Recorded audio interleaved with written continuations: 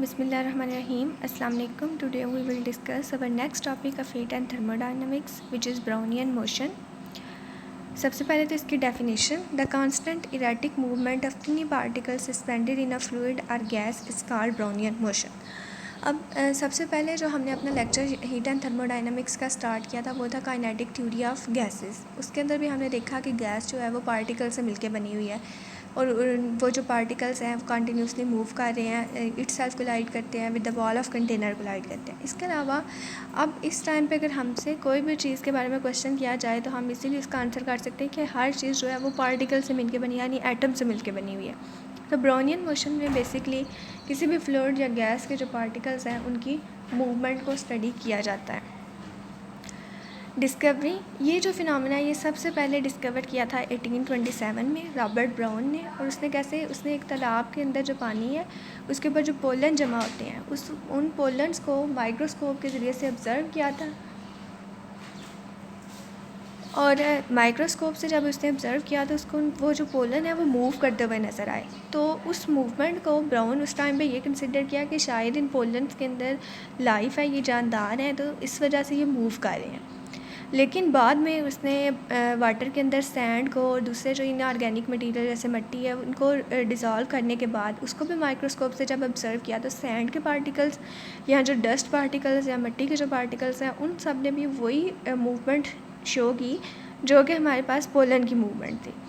तो इस फिनोमेना को सबसे पहले रॉबर्ट ब्राउन ने डिस्कवर किया था 1827 में. This phenomena was discovered first time by British botanist Robert Brown in 1827 when he observed a great pollen suspended in water show a continuous random motion under a microscope. At first, these motions are considered form of life, but it soon found that small inorganic particles behave similarly. तो Robert brown ने इस बात को prove कर दिया या ये statement दी कि जितने भी हमारे पास सब एटॉमिक पार्टिकल्स हैं या जितने भी पार्टिकल्स हैं वो सारे के सारे कंटिन्यू मूवमेंट मोशन की स्टेट में मूव कर रहे हैं. अब क्वांटिटेटिव एक्सप्लेनेशन, जब भी हम कोई भी थ्योरी प्रेजेंट की जाती है तो उसको प्रूव करने के लिए क्वालिटेटिव एक्सप्लेनेशन के साथ साथ क्वांटिटेटिव एक्सप्लेनेशन भी ज़रूरी है, एक्सपेरिमेंटल वेरिफिकेशन. लेकिन जब ब्राउन ने ये कंसेप्ट दिया था तो उस टाइम पे कोई भी क्वांटिटेटिव एक्सप्लेनेशन नहीं थी. बेशक वहाँ पे काइनेटिक थ्योरी ऑफ गैसेस उस टाइम पे बन गई थी, लेकिन काइनेटिक थ्योरी ऑफ गैसेस को भी बहुत कम लोगों ने एक्सेप्ट किया था. और कई साइंटिस्ट अपनी पूरी ज़िंदगी इसी कोशिश में रहे कि काइनेटिक थ्योरी ऑफ गैसेस को एक्सेप्ट किया जाए, क्योंकि अगर हम उस थ्योरी से रिलेट करें तो हम इजीली इस फिनोमेना को एक्सेप्टेबल है यानी इस फिनोमेना को हम समझ सकते हैं. लेकिन अगर उस थ्योरी को एक्सेप्ट ना करें तो ये फिनोमेना एक्सप्लेन करना या इसको अंडरस्टैंड करना पॉसिबल नहीं है. तो बेशक kinetic theory of gases develop हो गई थी, लेकिन इस फिनोमेना की उस टाइम पे कोई क्वांटिटेटिव एक्सप्लेनेशन नहीं थी. There was no quantitative explanation of phenomena until the development of kinetic theory of gases. लेकिन आज अगर हम बात करें तो हम ये जो ब्राउनियन मोशन है इसको इजीली ऑब्ज़र्व कर सकते हैं. अगर आपके रूम में सनलाइट आ रही है और उस सनलाइट के अंदर साथ आप अगर डस्ट भी देखो, डस्ट भी आ रही है, तो वो डस्ट के पार्टिकल्स भी आपको मूव करते हुए नज़र आएंगे.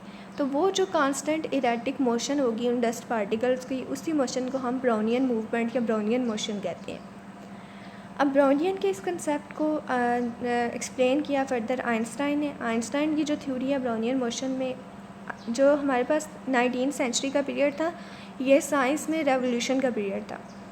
और आइंस्टाइन ने इसके क्योंकि जो 26 ईयर की एज में 3 से 4 पेपर्स पब्लिश करवाए थे जिसमें उसने ब्राउनियन मोशन को एक्सप्लेन किया, जिसमें उसने फ़ोटो इलेक्ट्रिक इफ़ेक्ट के बारे में लिखा.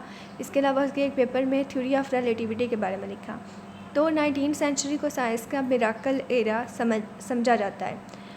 आइंस्टाइन ने डेवलप की थ्योरी ऑफ ब्राउनियन मोशन 1905 में. The basic assumption of this theory states that the particles suspended in liquid or gas share thermal motions of the medium.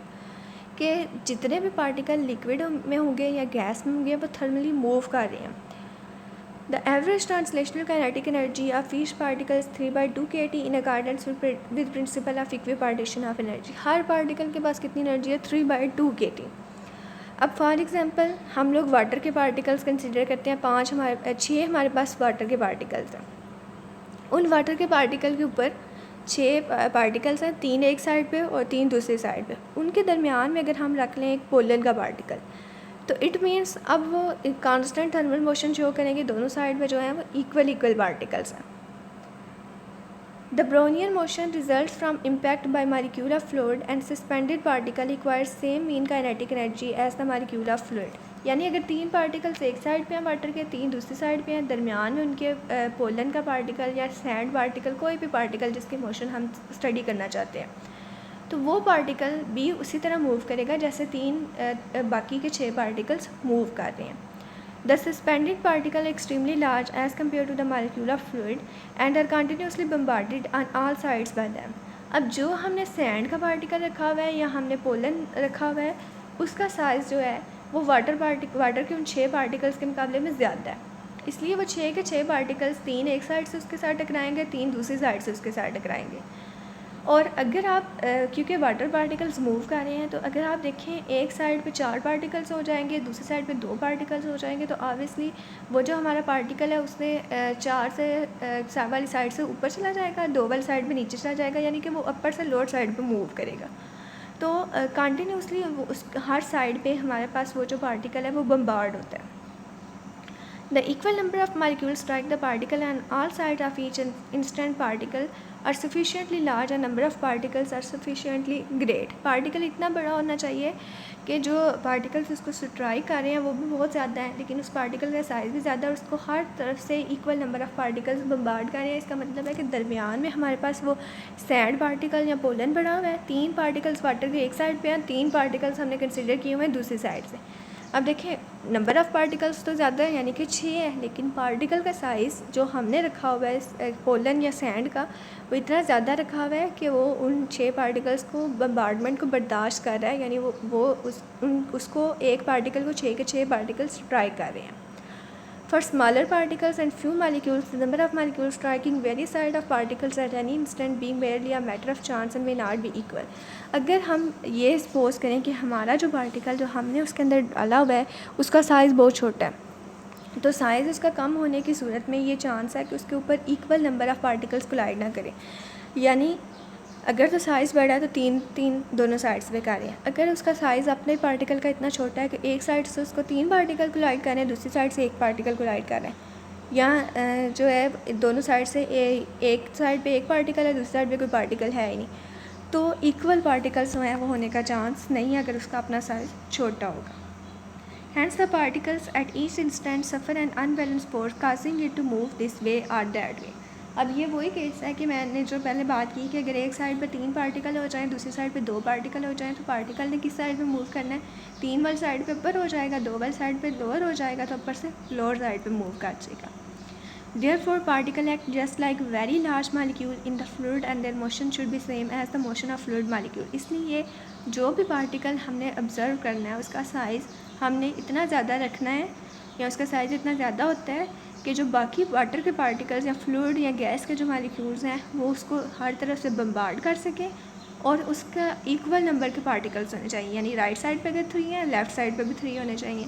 तो इस तरह से हम पार्टिकल को स्टडी कर सकते हैं। तो अभी जितनी भी हमने एक्सप्लेनेशन की, उस एक्सप्लेनेशन का जो बेसिक पर्पस था वो ये था कि जब भी हम किसी भी फ्लूइड के अंदर किसी पार्टिकल को ऑब्ज़र्व करना चाहते हैं तो हमने सबसे पहली चीज़ जो रखनी है वो ये है कि जो पार्टिकल का साइज़ है वो उस फ्लूइड के पार्टिकल के साइज़ के मुकाबले में ज़्यादा होना चाहिए, क्योंकि उस एक पार्टिकल को जो large number of water molecules ने स्ट्राइक करना है, वाटर पार्टिकल्स ने उसके साथ कोलाइड करना है। जैसे मैंने कंसिडर किया कि हमने एक सैंड का पार्टिकल लिया, अब सैंड के पार्टिकल या पोलन के पार्टिकल का हमने साइज़ इतना ज़्यादा रखा है कि 3 वाटर पार्टिकल उससे एक साइड पे कोलाइड कर रहे हैं, 3 दूसरी साइड पे, यानी उसका साइज़ इतना ज़्यादा है कि उसको large number of molecule 6 molecule collide कर रहे हैं, लेकिन दोनों साइड पे इक्वल फोर्स लगा रहे हैं। लेकिन अगर उसका अपना साइज़ ही कम हो जाएगा तो वो जो नंबर ऑफ़ पार्टिकल उसके साथ ट्राई कर रहे हैं वो इम्बैलेंस हो जाएंगे, जिसकी वजह से वो पार्टिकल किसी एक साइड पर मूव कर जाएगा। अब Avogadro's constant, number of molecules और नंबर ऑफ़ पार्टिकल्स की हम बात कर रहे हैं, तो नंबर ऑफ़ मालिक्यूल्स को हम शो करते हैं एवोगैड्रोस नंबर से। अगर तो हमारे पास एवोगाड्रोस नंबर इनफाइनाइट है, इनफाइनाइट जब एवोगाड्रोस नंबर होगा तो इतने ज़्यादा जब भी हमारे पास एवोगाड्रोस नंबर इन्फिनिटी को अप्रोच करता है तो स्टैटिस्टिकल पॉइंट ऑफ व्यू से हम उसको मेजर नहीं कर सकते और वहाँ पे कोई ब्राउनियन मोशन नहीं होगी और ये इम्बैलेंस हो जाएगा। लेकिन अगर तो एवोगाड्रोस कांस्टेंट स्मॉल है, जैसे मैंने 6 पार्टिकल कंसिडर किए हुए थे, तो उसमें हम इजीली ब्राउनियन मोशन को स्टडी कर सकते हैं, उसको ब्राउनियन मोशन लार्ज होगी। Hence, we should be able to deduce the value of Avogadro's constant from observation of Brownian motion. अब Brownian motion के observation से हम Avogadro's constant को भी reduce कर सकते हैं। अगर कोई Brownian motion शो नहीं हो रही तो it means Avogadro's constant क्या है, infinite। अगर Brownian motion ज़्यादा हो रही है तो Avogadro's constant क्या होगा, small होगा। Deeply ingrained in this picture to the idea of molecular motion and the smallest of molecule, the Brownian motion therefore offer a striking experimental test of kinetic theory of hypothesis। इस पूरे के पूरे जो study है इसमें हमने बात fluid की फ्लूइड के अंदर भी हमने वाटर के पार्टिकल्स 6 को कंसिडर करके उनसे डिस्कस किया। तो इसका मतलब यहाँ पे एक्सपेरिमेंटल कंफर्मेशन उसी बात की हो रही है कि हर फ्लूइड, हर गैस जो है वो 3 ही पार्टिकल से मिलकर बनी हुई है। वो पार्टिकल्स कंटिन्यूसली मूव कर रहे हैं, वो सेल्फ भी कोलाइड कर रहे हैं, with the wall of container भी कोलाइड कर रहे हैं। और ये सारे के सारा हमारे पास एक हाइपोथेसिस है काइनेटिक थ्योरी ऑफ गैसेस में, और ये उसका एक्सपेरिमेंटल टेस्ट है। Miniature atmosphere, the suspended particles are under the influence of gravity and settle the bottom of the field। अब जैसे मैंने पिछले एग्जाम्पल में बात की थी कि हमारे पास जो पोलन का पार्टिकल है वो सेंटर में, 3 वाटर मालिक्यूल एक साइड पे, 3 वाटर मालिक्यूल दूसरी साइड पे, तो ग्रेविटी की वजह से वो सेंटर में होगा और इन्फ्लुएंस उसके ऊपर होगा दूसरे सारे के सारे पार्टिकल्स का।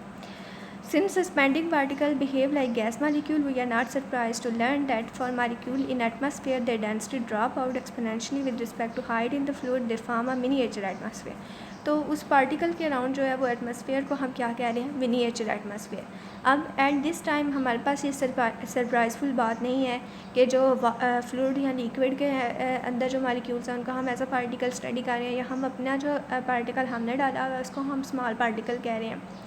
लेकिन अगर काइनेटिक थ्योरी ऑफ गैसेस को एक्सप्लेन करने से पहले दिस थिंग वाज सरप्राइजफुल।